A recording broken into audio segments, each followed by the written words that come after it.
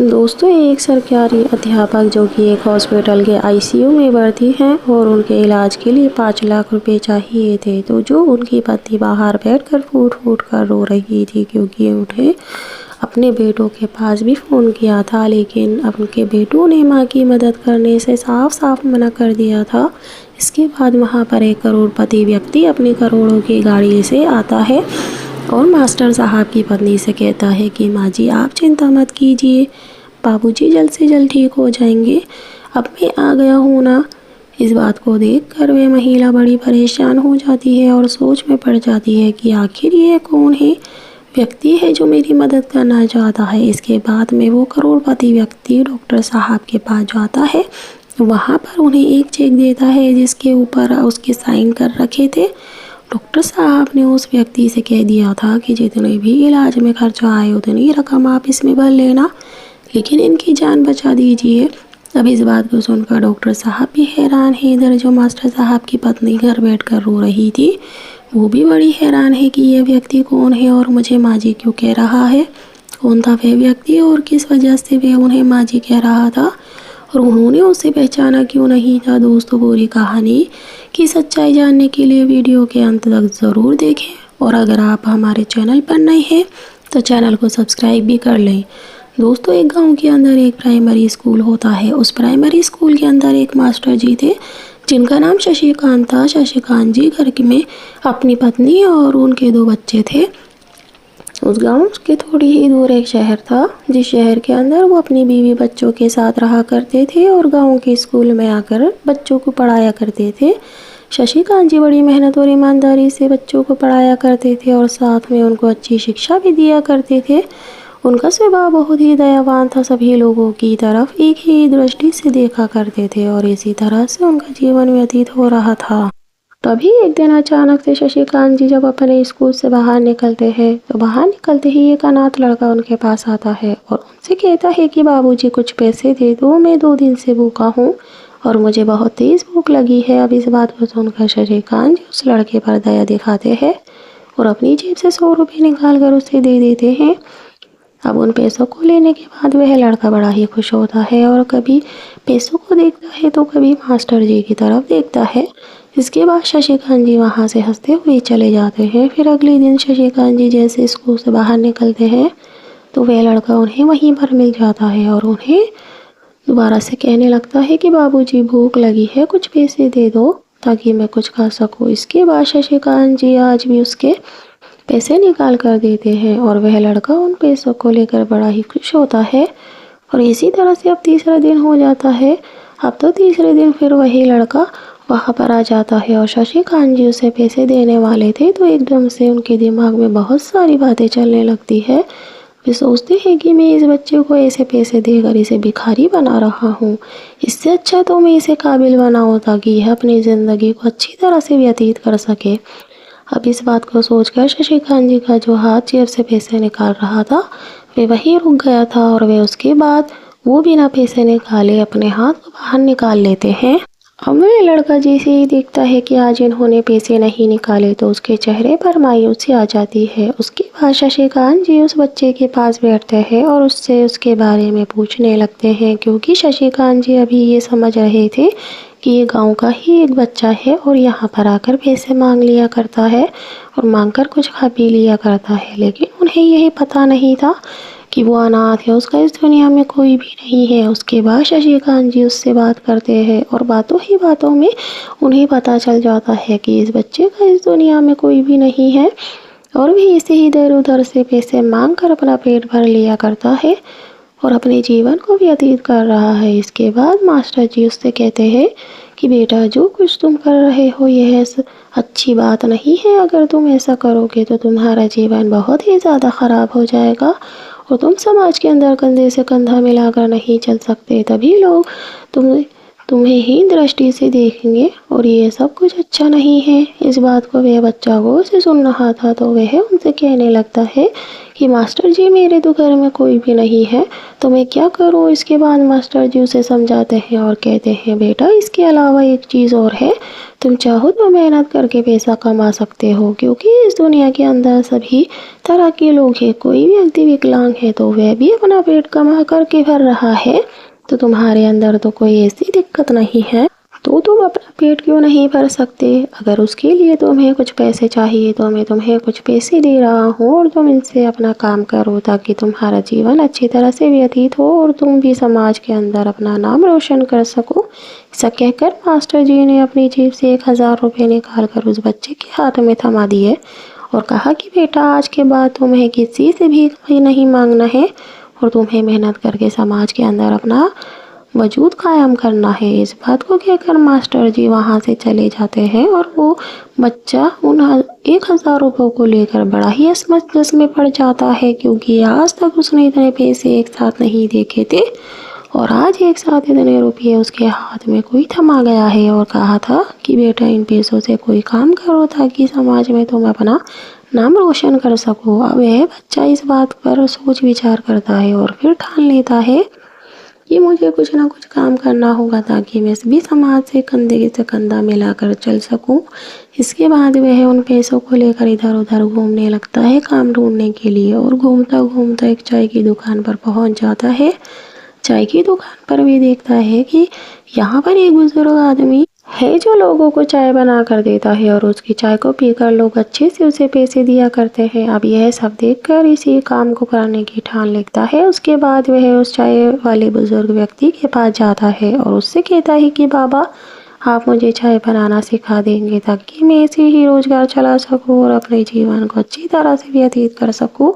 उसके बाद जो बुजुर्ग व्यक्ति चाय वाला था वो उससे कहता है कि हाँ बेटा, क्यों नहीं, आपको चाय बनाना मैं सिखा दूंगा और आप भी ऐसा काम कर सकते हो ताकि आप अपनी ज़िंदगी को अच्छी तरह से व्यतीत कर सको। वो बुजुर्ग व्यक्ति भला इंसान था और वह इस बच्चे की मदद कर देता है। वह उसको चाय बनाने सिखाता है और जब वह चाय अच्छी बनाने तरह सीख जाता है तो उसके बाद भी उससे कहता है कि बेटा, अब तो अच्छे से चाय बनाना सीख गया है तो तू अब अपना धंधा खोल सकता है और अपने जीवन को अच्छी तरह से व्यतीत कर सकता है। अब वह बच्चा उनसे आज्ञा लेता है और पास ही के एक शहर में चला जाता है जहाँ पर अभी तक भी मास्टर जी रहा करते थे, तो वहीं जाकर के अपनी एक चाय की दुकान खोल लेता है और वहाँ पर ग्राहकों को चाय पिलाने लगता है।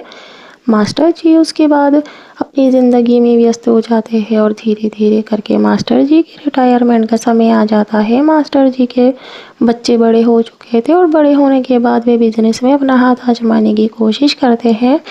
रिटायरमेंट के समय मास्टर जी को जो पैसा मिला था उन सारे पैसों को उनके दोनों बेटों ने अपने बिजनेस के चक्कर में खर्च कर दिया था और उसके बावजूद भी उनका बिजनेस नहीं चल पाया था। तो उसके बाद मास्टर जी का बड़ा बेटा अपनी माँ से बात करता है और उससे कहता है कि माँ, बाबूजी से कहकर कुछ पैसे दिला दो ताकि मैं दूसरा बिजनेस खोल सकूं और वह बिजनेस मेरा ज़रूर अच्छी तरह से चल जाएगा। और उसके बाद उसकी माँ कहती है कि बेटा, तेरे बाबूजी के पास पैसे कहाँ हैं, उनकी तो केवल पेंशन आया करती है और उसी से घर का गुजारा हुआ करता है। तो वह कहता है कि पेंशन पे लोन हो जाता है और उस लोन को करवा कर मुझे पैसे दे देंगे ताकि मैं अपना बिजनेस चला सकूं और जैसे ही मेरा बिजनेस चल जाएगा तो उसके बाद उन पैसों को लोन को चुका दूंगा। अब इस बात को सुनकर उसकी माँ इस बात के लिए राज़ी हो जाती है और कहती है कि ठीक है बेटा, मैं तेरे बाबूजी से बात करूंगी। और इस बात को करने के लिए वे अपने पति के पास पहुंच जाती है। अब जैसे ही शशिकांत जी इस बात को सुनते हैं तो एकदम से अपनी पत्नी से मना करने लगते हैं और कहते हैं कि तुम इनके चक्कर में मत पड़ो, ये कहीं भी कामयाब नहीं होने वाले हैं। अगर कामयाब होने वाले होते तो अब तक हो जाते, लेकिन जब उनकी पत्नी जिद करती है और कहती है कि कोई बात नहीं, हमारे तो बच्चे हैं, हो सकता है इस बार कामयाब हो जाएं, अभी कैसे करके इन पैसों का जुगाड़ कर दीजिए ताकि ये दोबारा से अपना रोज़गार चला सके और अपनी ज़िंदगी को और भी ज़्यादा बेहतर बना सकें। फिर इस बात को सुनकर शशिकांत जी इस बात के लिए राज़ी हो जाते हैं और अपनी पेंशन पर लोन लेकर अपने बड़े बेटे को देते हैं। जैसे ही इस बात का पता छोटे बेटे को चलता है तो वह अपनी माँ से आकर कहने लगता है कि माँ, मैं भी कोई रोज़गार करूँगा तो मुझे कुछ पैसे दे दो। अब इसके बाद उसकी माँ कहने लगती है कि बेटा, हमारे पास अब तो कुछ भी नहीं है, पेंशन पर लोन लेकर तुम्हारे बड़े भाई को दे दिया है और तुम्हारे पिता के पास और क्या है। तो वो कहने लगता है कि माँ, बाबूजी के पास ये घर है, इस घर को हम बेच देंगे और जो पैसा मिलेगा उसे मैं अपने बिजनेस में लगा लूँगा। इसके बाद उसकी माँ कहती है कि बेटा, ये घर ही हमारे पास है, अगर इसको हम बेच देंगे तो हम रहेंगे कहाँ। तो उसके बाद छोटा बेटा कहता है कि आप मेरे पास रह लेना, वैसे भी आप बुजुर्ग हो गए हो तो यहाँ पर आप क्या करोगे। इस बात को सुनकर उसकी माँ इस बात के लिए राज़ी हो जाती है और अपने पति से इस बारे में बात करने लगती है। तो उनका पति मना करता है, लेकिन जब वो जिद करती है तो उन्हें भी ये बात माननी पड़ती है। इसके बाद शशिकांत जी अपनी पत्नी के कहने पर अपने घर को बेच देते हैं और बेचने के बाद जो भी पैसे मिलते हैं उन पैसों को अपने छोटे बेटे को दे देते हैं। छोटा बेटा उन पैसों को लेकर बड़ा ही खुश होता है और उसके बाद वो अपनी माता पिता से कहता है कि माँ, बाबूजी, अभी आप कुछ दिन तक यहीं पर रहो, मैं इतने दिनों में आपके लिए घर को तैयार करवाता हूँ, क्योंकि हमारे पास 2 ही कमरे हैं, तो 2 कमरों के अंदर में मेरा परिवार रहा करते हैं और मैं घर के अंदर एक कमरा बना रहा हूँ जिसके अंदर आप आराम से रह सकते हो। तो इसी वजह से कुछ दिनों तक अभी आपको इसी घर में रहना होगा। ऐसा कहकर छोटा बेटा उनको उसी घर में छोड़ गया और जो घर अब मास्टर जी बेच चुके थे, जिसको घर बेचा था छोटे बेटे ने, उसको 2 महीने का किराया दिया था और कहा था कि 2 महीने बाद मैं अपने माता पिता को यहाँ से ले जाऊँगा। इसके बाद छोटा बेटा शहर चला जाता है और शहर में जाने के बाद धीरे धीरे 2 महीने भी पूरे हो जाते हैं। 2 महीने तक छोटा बेटा उनको लेने के लिए नहीं आता है और ना ही उनसे फ़ोन पर बात करता है। उसके बाद वो दोनों पति पत्नी उसके अपने बेटे के यहाँ पर जाते हैं और वहाँ पर जाकर उसे सभी चीज़ों के बारे में बताते हैं, लेकिन छोटा बेटा उन्हें साफ मना कर देता है और कहता है कि जो पैसे आपने दिए थे वो मैंने बिजनेस में लगाए और वो बिजनेस मेरा ठप हो गया है। आपके लिए मैं यहाँ पर कमरा भी नहीं बनवा पाया, तो आप लोग यहीं पर रह लीजिए और मैं आपको कुछ पैसे दे देता हूँ, जिससे आप मकान का किराया भर देना।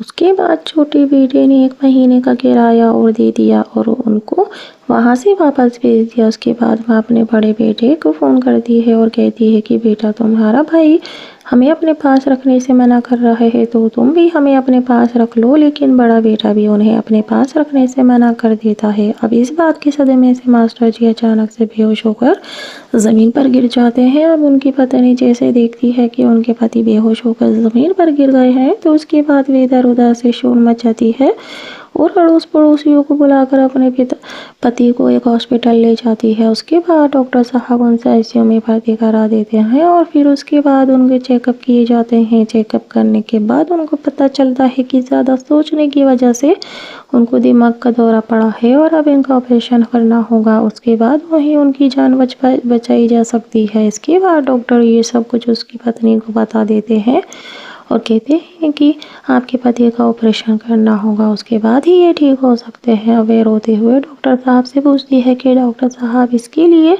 कितना खर्चा आएगा। तो डॉक्टर साहब बताते हैं उसके लिए लगभग आपको 5 लाख का इंतज़ाम करना होगा। अब इस बात को सुनकर तो वह बहुत ज़्यादा परेशान हो जाती है और इसी परेशानी के चलते वे अपने दोनों बेटों के पास बारी बारी फ़ोन करती है और उन्हें अपने पति के बारे में बता देती है, लेकिन दोनों बेटे अपने पिता के इलाज के पैसे लगाने से मना कर देते हैं और कहते हैं कि माँ, हमारे पास पैसे नहीं हैं और जो आपने पैसे दिए थे वो बिजनेस में खर्च हो गए हैं और हमारा बिजनेस भी ठप हो गया है। वह अपने बेटों से कहती है कि तुम्हारे पिता की ज़िंदगी और मौत का सवाल है, लेकिन उन लोगों को इस बात से कोई फ़र्क नहीं पड़ता। अब बेटों की ये बात सुनकर वो बाहर बैठकर फूट फूट कर रोने लगती है। तभी डॉक्टर साहब उसको इसी हालत में देख लेते हैं। इसके बाद डॉक्टर साहब वहाँ पर आते हैं और उनसे पूछते हैं, माँ जी बताइए, क्या पैसों का इंतज़ाम हुआ है या नहीं। तो वह उन्हें सच सच बता देती है और कहती है कि मेरे दोनों बेटों ने मेरी मदद करने से मना कर दिया। डॉक्टर से ये बात कहकर वे फूट फूट कर रोने लगती है। तभी उस हॉस्पिटल के बाहर अचानक से 1 करोड़ों की गाड़ी आकर के रुकती है और उस गाड़ी से 1 करोड़ पति लड़का निकलता है। निकलने के बाद वह हॉस्पिटल से रिसेप्शन पर जाता है और वहाँ पर जाकर शशिकांत जी के बारे में पूछने लगता है। रिसेप्शन वाले उन्हें बता देते हैं कि शशिकांत जी अभी आईसीयू में है और अभी बेहोश है और उनकी पत्नी वो सामने बैठी हुई है। अब जैसे ही वो लड़का शशिकांत जी की पत्नी को देखता है तो उनके पास जाता है और जाने के बाद उन्हें कंधे पर हाथ रख कर कहता है कि माँ, आप चिंता मत करो, आपका बेटा आ गया है और आप पिताजी को कुछ भी नहीं होगा। इस बात को सुनकर वो बड़ी हैरान हो जाती है और कहने लगती है कि बेटा, शायद आपको कोई गलतफहमी हुई है, मैं आपको नहीं जानती। इसके बाद वह लड़का कहता है कि माँ, आप मुझे भले ही ना जानती हो लेकिन मैं आपको अच्छी तरह से जानता हूँ। मेरा नाम राजू है। शायद पिताजी ने आपको मेरे बारे में नहीं बताया होगा लेकिन मैं आपको अच्छी तरह से जानता हूँ। आप दोनों के लिए मेरे माता पिता किसी भी बढ़कर हो, क्योंकि आज मैं जो कुछ भी हूँ वो आप ही की बदौलत हूँ और आप लोगों की मदद करने में मुझे बड़ी खुशी मिलेगी। इसके बाद राजू डॉक्टर साहब के पास जाता है और वहाँ जाकर डॉक्टर साहब से बातें करने लगता है और उसे पता चलता है कि उनका ऑपरेशन कराना होगा और ऑपरेशन के लिए 5 लाख रुपए चाहिए। तो राजू अपनी चेकबुक निकालता है, एक चेक पर साइन करता है और साइन करने के बाद डॉक्टर साहब को दे देता है और कहता है कि जितने भी पैसे खर्च हो जाएं उसकी परवाह नहीं करना, आप इनकी रकम भर लेना, लेकिन आप मेरे पिता को बचा दीजिए क्योंकि इनका बचना बहुत ज़रूरी है। इसके बाद डॉक्टर साहब इलाज में लग जाते हैं। राजू शशिकांत जी की पत्नी को समझाता है और उनको दिलासा देता है और कहता है कोई बात नहीं माँ, आप चिंता मत करो, बाबूजी बिल्कुल ठीक हो जाएंगे। अब डॉक्टर साहब मास्टर जी को ऑपरेशन करने के लिए ले जाते हैं। वहाँ पर उनका ऑपरेशन हो जाता है। इसके बाद मास्टर जी को होश आ जाता है और मास्टर जी से मिलने के लिए उनकी पत्नी को अंदर बुलाया जाता है। अब अंदर जाने के बाद राजू मास्टर जी के पैर छूता है और उनसे पूछता है कि बाबूजी, अब आपकी तबीयत कैसी है। इसके बाद मास्टर जी उससे पूछने लगते हैं कि बेटा, तू कौन है और तू मुझे बाबूजी क्यों कह रहा है। तो इसके बाद वह बताता है कि बाबूजी, मेरा नाम राजू है और शायद आपको याद नहीं होगा लेकिन जब मैं छोटा था तो आपने मेरी मदद की थी। अब इस बात को सुनकर मास्टर जी अपनी पुरानी बातों को याद करते हैं और एकदम से उन्हें याद आ जाता है कि इस लड़के को उन्होंने 1000 रुपये दिए थे और कहा था कि कोई अपना रोजगार कर ताकि तो समाज में कंधे से कंधा मिलाकर चल सके। इतनी देर में उनकी पत्नी कहने लगती है कि मैंने भी इनसे कई बार पूछा है लेकिन ये कह देता है कि मेरा नाम राजू है, लेकिन उससे आगे इसने मुझे अभी तक नहीं बताया और कहा कि जब बाबूजी ठीक हो जाएंगे तो उसके बाद मैं आपको सब कुछ बता दूंगा। अब मास्टर जी अपनी पत्नी को पूरी कहानी बता देते हैं और कहते हैं कि ये वे बच्चा है जिसको मैंने कभी 1000 रुपये दिए थे और कहा था कि बेटा, तू अपना रोजगार ऐसे मांग कर किसी से मत खा। इधर राजू ने खड़ा होकर इन बातों को सुन रहा था और सुनते सुनते कहने लगता है कि हाँ बाबूजी, मैं आपका वही लड़का हूँ और आपकी दी हुई नसीहत से आज मेरे पास ढेर सारे रुपए हैं और कोई भी कमी नहीं है मेरे पास। आपके दिए गए 1000 रुपये से मैंने एक छोटी सी चाय की दुकान खोली और मेरी चाय की दुकान अच्छी चलने लगी। धीरे धीरे समय बीतता है और समय के साथ साथ मेरी उसी शहर के अंदर ढेर सारी दुकानें हो गई और उन दुकानों से अच्छा खासा मुनाफा मैं कमाने लगा। उन पैसों से मैं प्रॉपर्टी का काम करने लगा और धीरे धीरे मेरा प्रॉपर्टी का काम अच्छा चलने लगा। अभी कुछ दिनों पहले मेरी शादी हुई थी और शादी होने के बाद मेरी पत्नी मुझसे मेरे कामयाबी के बारे में पूछने लगी तो अचानक से मुझे आपकी याद आई। उसके बाद मैं आपसे मिलने के लिए स्कूल में गया जहाँ पर आप पढ़ाया करते थे और वहाँ से आपका एड्रेस लिया। एड्रेस लेने के बाद आपके घर पे गया तो पता चला कि आप हॉस्पिटल में एडमिट हो और आपको इलाज की ज़रूरत है। यहाँ पर आकर जब देखा तो पैसों की वजह से आपका इलाज रुका हुआ था, तो इसी वजह से मैंने आपकी मदद कर दी। इस बात को सुनकर मास्टर जी और उनकी पत्नी की आंखों में आंसू आ जाते हैं क्योंकि अपने बच्चे जिनके लिए सब कुछ किया उन्होंने तो कुछ नहीं किया, लेकिन जो बच्चा जिसे कभी 1000 रुपये दिए थे वो आगे आया मदद करने के लिए। उसके बाद वो राजू मास्टर जी को अपनी पत्नी और अपने साथ अपने घर ले जाता है और वहाँ पर अपने साथ रखने लगता है और कहता है कि माँ, बाबूजी, आज से आपको यहीं पर रहना है और आपको अब किसी भी परेशानी का सामना नहीं करना पड़ेगा। और राजू अपनी पत्नी से कहता है कि ये अब से यहीं पर हमारे साथ रहेंगे। और उसकी पत्नी उनकी अच्छी तरह से देखभाल किया करती है और घर के अंदर उन्हें माँ बाप की तरह रखा करती है। धीरे धीरे मास्टर जी को राजू के साथ रहते हुए 5 साल बीत गए थे और 5 साल के बाद अचानक से मास्टर जी को पता चलता है कि उनके दोनों बेटे 2 नंबर का काम करते हुए पकड़े गए हैं और उन लोगों को जेल में डाल दिया गया है। उसके बाद उन दोनों की बहुएं घर आती है और घर आने के बाद उनसे मदद की गुहार करने लगती है, लेकिन मास्टर जी उनकी पत्नी उन्हें साफ साफ मना कर देते हैं और कह देते हैं कि तुम लोग कौन हो, हम तुम्हें नहीं जानते, हमारा तो एक ही बेटा है और हमारी एक ही बहू है। ऐसा कहकर वो उन्हें वहाँ से भगा देते हैं और उनकी बहू वहाँ से रोती हुई वापस चली जाती है। तो दोस्तों, ये कहानी एक मानवता की कहानी है जो आपको इस कहानी में बहुत कुछ सीखने को